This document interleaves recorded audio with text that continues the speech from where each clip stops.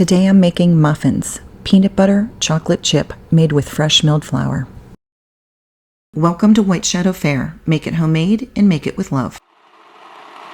I'm starting with soft white wheat berries and I'm milling 360 grams.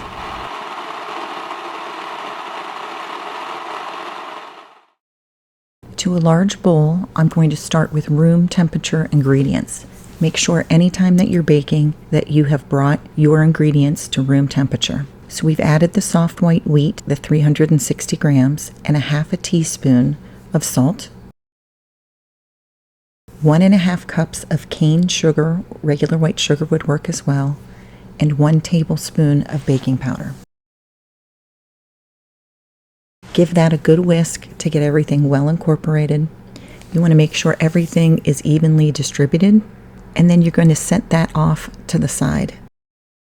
I decided to make some muffins because my granddaughter had the day off of school and we had just read Do You Know the Muffin Man? I thought she would enjoy these. Grabbed another bowl and I decided, I have no idea why I decided this, but I decided to put the dry ingredients into that bowl and use this one for my wet ingredients. 1.5 cups of buttermilk. Now don't worry, if you don't have buttermilk, it's easy enough to make. Just add some milk and some white vinegar or some lemon juice to it. Let it sit for 5 minutes and it will turn into something similar to buttermilk that can be used for baking. 1/2 cup or 118 grams of a neutral oil. I used avocado oil. And then you need 1 cup or 270 grams of a creamy peanut butter. It cannot be the natural kind. Now, if you didn't know this, Jif is the #1 selling peanut butter in the United States and Canada. 2 room temperature eggs, and I break them into a separate bowl so I don't get any shells in my muffins. I don't think anybody would appreciate that. And the reason you need room temperature eggs is to make the batter smoother and make it more even for baking.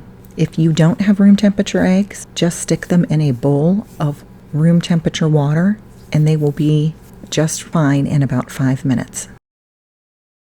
You're going to blend well, but you need to do this on slow. Since this is all liquid, it could splash everywhere, but some of this is going to be done by hand, so you don't need to pull out the big mixer for this one. This could even be mixed up with just the whisk by hand if you wanted to. I generally don't like to eat a lot of sweet things, especially at breakfast time, but these muffins are an indulgent treat and they would be great if you had guests coming over, and they would be a wonderful weekend breakfast. My husband enjoyed them for an after meal snack. But before I do that, I need to add my final wet ingredient, which is 2 teaspoons or 11 grams of vanilla extract. Now I'm used to having muffins that have fruit in them, such as blueberry muffins or strawberry muffins, but these peanut butter muffins with chocolate chips in them are fantastic and they're not overly sweet. I feared they'd taste too much like a cupcake, but without the frosting on the top and some natural ingredients, they hit the spot any time of day. Muffins in England started out being yeasted, and here in America, we make ours with baking powder, and we make them, of course, a little bit sweeter because that's what Americans do. Slowly add those dry ingredients. So I'm just adding 3 kind of scoops of this, and then I'm going to mix it in. And you don't want to overmix muffins. You don't want the gluten to start forming, which you get from the proteins within the flour. So you're mixing just until you see that most of the flour is gone, and then you're going to add some more of those dry ingredients. And as you can see, this is a very thick batter. Some muffin recipes have a thinner batter, and their inclusions, for this one it would be the chocolate chips, kind of sink to the bottom. Or if you were making blueberry muffins, the blueberries would sink to the bottom because the batter is so thin. But this is a very thick batter, so you don't have to worry about the chocolate chips sinking to the bottom of this one. And I really liked how big these muffins came out. And sometimes when you're making fresh milled flour items, they don't turn out quite the way that you want, and it gets a little bit disappointing. But I'm telling you, if you follow these directions, these will come out wonderfully. So you're going to just mix until that flour is no longer showing in the bowl. Then you're going to grab a spatula and go all the way to the bottom of the bowl, do a couple of scrapes, folding over the batter and making sure that there are no pockets of flour left. At this point, you're done with the mixer. You want to make sure that you have not overmixed, so that's why we're moving on to a spatula for this part. And we're going to add our chocolate chips. Now, I do hold some of the chocolate chips back to put on the top, but about 2 cups. I think I used about 1.5 cups total here. Like I said, hold a few of them back to put on top of the muffins at the end so that everybody can see how wonderful they're going to be with the chocolate chips in. And you don't have to worry about those chocolate chips sinking into this thick batter. As with all things that are made with fresh milled flour, if you want the bran to be a little bit softer so there's not a gritty feeling when you're eating them, let them sit and hydrate for about 15 to 20 minutes. And that'll be the perfect time because you're going to preheat your oven. So once you have this all blended, go ahead and turn on your oven at that point in time. So while it's sitting, preheat to 425 degrees Fahrenheit, 220 degrees Celsius.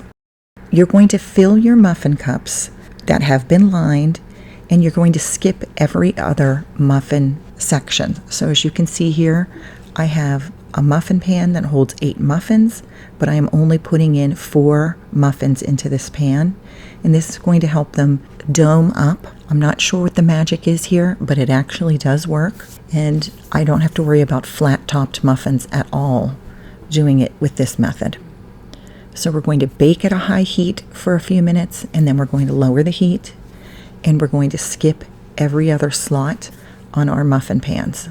And I am using a large ice cream scoop, and I am filling these almost to the top, which is another thing that a lot of muffin recipes don't have you do, but because of this thick batter, it works out perfectly. I've never had muffins that came out so perfect with fresh milled flour. And yes, of course, it wouldn't be a recipe if I didn't make a mistake and I forgot to put those chocolate chips on the top of my muffins. That's okay, my granddaughter was happy to eat them later on. Look at how beautifully domed these muffins are. When you bake with fresh milled flour, a lot of times your muffins will come out flat, but this thicker recipe does not do that at all. You're baking at a higher temperature for the first 7 minutes, then you're lowering the temperature for the rest of the bake, and some sort of magic happens, and they are flawless. Now you want to make sure that you are placing a toothpick in them and knowing that they are completely done. Everybody's oven bakes a little bit differently, but you also don't want to keep them in the oven any longer than they need to be because you don't want dry muffins either. So stick the toothpick in, and if there is just a few crumbs sticking to it, you're in good shape. So I kept thinking about, "Do you know the Muffin Man?" that song, and her and I sang that a bunch of times. We really enjoyed making these muffins. You're going to let them sit for 2 to 3 minutes in the pan and cool. You're going to turn the oven back up to 425 degrees.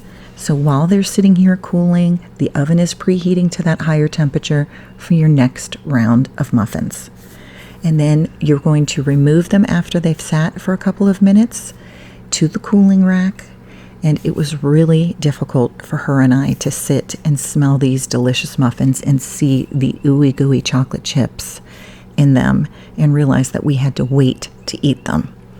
I have to admit, we did grab them a little bit soon, and she had chocolate all over the place because it was still kind of drippy. They were wonderful.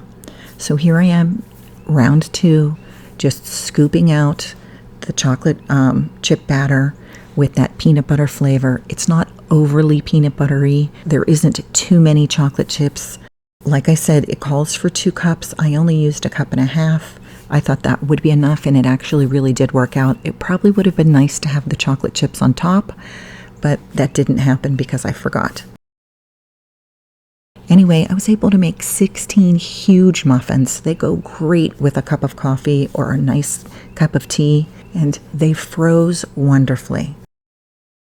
Look at the tops of these muffins. It is unbelievable. You would not even know that they were fresh milled flour muffins. They're tender, they're moist, they are fantastic.